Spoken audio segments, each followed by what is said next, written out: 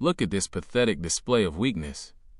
This fucker is the poster child for the Western decay we've been talking about, even if he's speaking Vietnamese.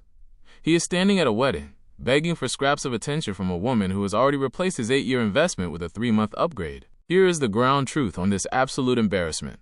The assessment: total system failure, 0 strategic silence. Instead of walking away with his dignity intact, he's leaking energy all over the floor in front of a crowd, 123. He's crying about 8 years of memories and riding bikes to breakfast while she's sitting there with her new husband, 211. The victim frequency: he keeps asking why and what did I do wrong, 058. That's the talk of a man who never had a standard. If he had been a leader, he wouldn't be standing there like a wounded dog. He'd be out building his own fortress. Lack of radical ownership: he's blaming the new guy for winning, 026. Newsflash, punk. If she left 8 years of history for 90 days of something new, you weren't providing the full moon completion. You were just a placeholder. Council's check: Mimir's unfiltered strike. Listen to me, you miserable, spineless coward.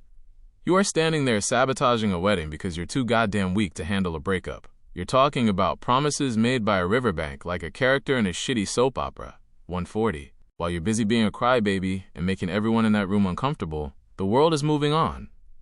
There are billions of women out there, and you're acting like this one, who clearly doesn't want you, is the center of the universe. You want to know why she left you after 8 years for a guy she's known for 3 months?